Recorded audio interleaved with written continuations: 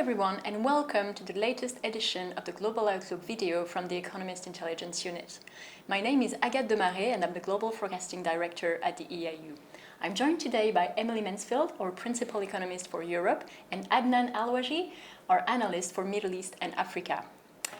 Today we have a very busy agenda. We're going to discuss the coronavirus impact on Europe and we're going to discuss Libya. So, as you might expect, we've spent a lot of time working on the impact of the coronavirus globally. We've just revised our China forecast downwards to 5.4% growth this year compared to 5.9% previously. And I'm going to turn to Emily now to discuss the impact of the coronavirus on the Eurozone and Europe's growth outlook generally. So, Emily, you've been closely looking at this. Can you tell us a bit more about the impact of the coronavirus on growth in Europe? Absolutely. So, of course, Europe won't be the worst affected region in the world, but it's certainly not going to escape entirely either. The scale of that impact is really going to depend on how long the public health emergency lasts in China. Our China team have been looking at this in a lot of detail. They've been looking at the latest scientific studies, comparing this with the SARS outbreak, and they estimate that it should be under control by the end of March. So that means the economic impact in China will be focused on the first quarter of this year, and we're expecting a mild recovery by about the third quarter. So as you said, we've brought down Chinese growth, our forecast for this year, by about half a percentage point to 5.4%. Europe, we've brought down our forecast by 0.1 percentage point. So overall, that's a fairly limited macroeconomic impact. But, of course, if you look at specific sectors, the impact will be a lot more severe. And I suppose this leads me to my next question. How about the impact for some economic sectors that you think will be most affected by the outbreak? So I think the automotive sector is the most vulnerable. Wuhan, which is the epicenter of the outbreak in China, is quite a big automotive hub. So French firms PSA and Renault both have joint ventures there with Dongfeng, one of the big four Chinese automakers. They'll obviously be directly affected, but perhaps more significant is the supply chain disruption that this is going to cause. We've already had Fiat Chrysler as one of the firms saying that they have a plant in Europe that will need to stop operating within a matter of weeks because they're quite simply going to run out of a given component. Of course, you only need one missing part to stop your entire assembly line. And of course, if we do see plants closing in Western Europe and Germany, this will have an immediate knock-on effect through the supply chain to Central and Eastern Europe as well. That said, there was actually quite a steep fall in Chinese new car sales last year, down about 8%. And that means that the car makers that supply that market actually have more surplus stock, both of cars and of components now, than they would otherwise. So they've got a bit of a cushion there. New car sales in Europe were fairly weak last year as well, but they did start picking up towards the end of the year. So our cushion is perhaps not quite as substantial. That's very interesting, and I think that what you say regarding supply chains really highlights the weakness of the just-in-time model. We've actually done some interviews on this very topic at the Economist Intelligence Unit recently. So maybe there are other sectors that are impacted. I'm thinking here of electronics, for instance. Any other industry you can think of? Are we going to run out of iPhones? Well, that's definitely a concern, of course. Europe relies on smartphones that are shipped from China. Apple has a plant that's run by Foxconn that is right in Wuhan. So, yeah, there's clearly going to be a direct impact here, waiting times for customers, and then all of the sort of legal headaches that might cause for companies supplying those customers as well. There's going to be a hit to the shipping industry. I think that's going to show up first in the Netherlands. We've got Europe's biggest port, Rotterdam, of course, is in the Netherlands, and this country receives 20% of its imports from China. So the Netherlands is the most exposed directly to Chinese imports. Of course, it's a hub for the rest of Europe, so that will have a knock-on effect. But this is where we're going to see it showing up in the data first. And of course, we already know that shipping container volumes have been down since the start of this year.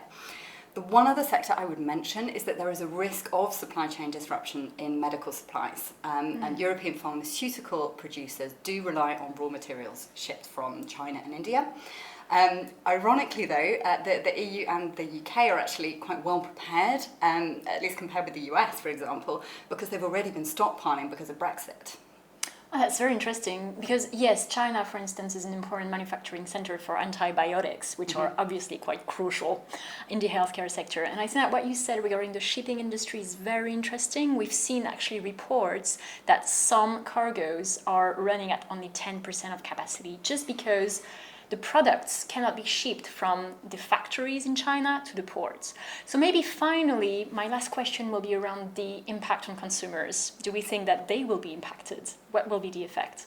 Yes, absolutely. Consumers and all of the firms supplying the consumer market are also exposed to some degree, perhaps a lesser degree, but nonetheless. If we think about European retail firms that are in China, H&M, IKEA, they've already had to close stores out there. European airlines have already cancelled a lot of flights, and that will continue.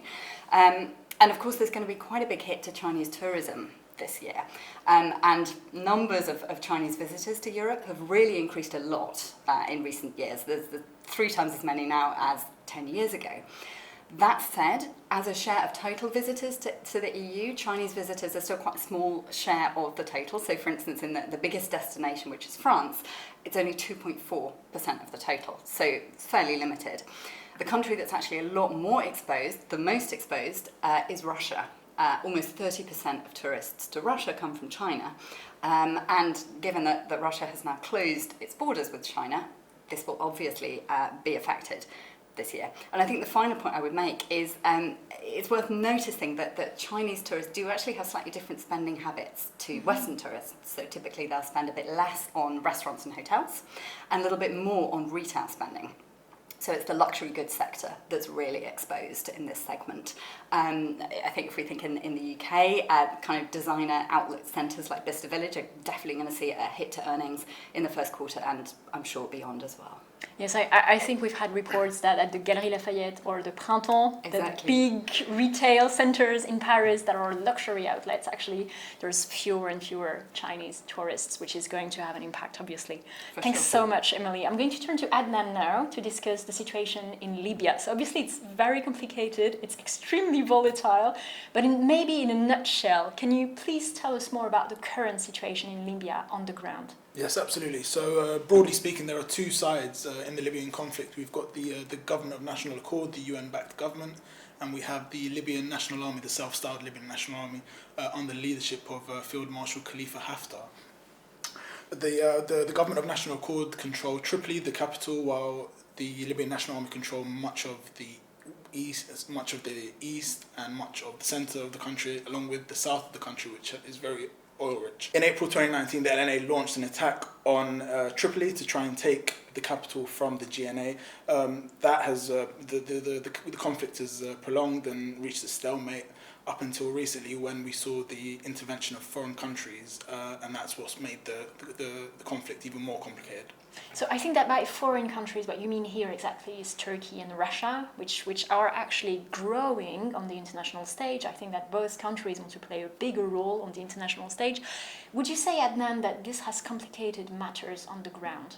Absolutely, yes. Along with Turkey and Russia, we've seen the intervention of the UAE and Egypt, but largely speaking, we are talking about Turkey and Russia's intervention here.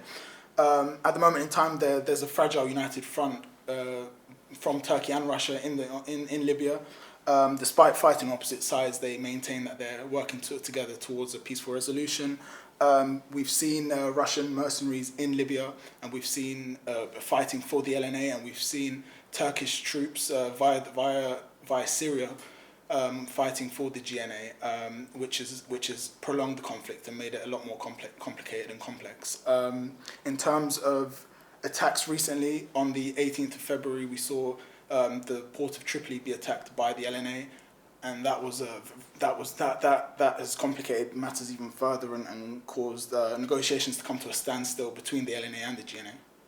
Okay, so obviously a very, very complicated situation. Maybe as a final question, can you tell us a bit more about the impact of the conflict on the Libyan economy? You mentioned oil-rich provinces. Absolutely. I suspect that oil is also a factor in the equation. Can you tell us a bit more about our forecasts? Absolutely, yes. So in 2019, we saw oil production increase significantly in comparison to recent years, despite the ongoing civil conflict. But in recent months, particularly from mid-January, we saw the LNA enact a blockade on Libyan exports, which has brought Libyan oil production down from an average of 1.1 million barrels a day in 2019 to under 200,000 barrels a day in February. So by any stretch of imagination, it's a dire situation for the Libyan economy as it currently stands.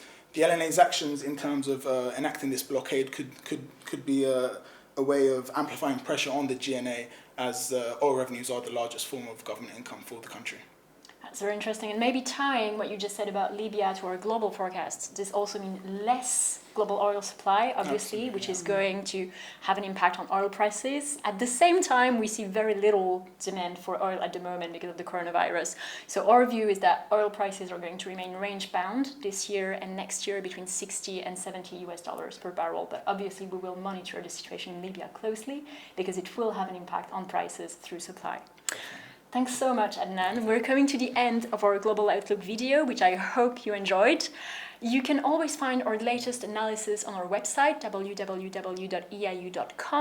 We are about to publish, and we probably published by the time you see this video, a risk white paper about the top 5 risks for the global economy in 2020. And we obviously discuss coronavirus in this white paper. We also discuss the US-Iran conflict and its impact on oil prices, as well as the impact of high debt levels potentially on emerging markets and many other scenarios.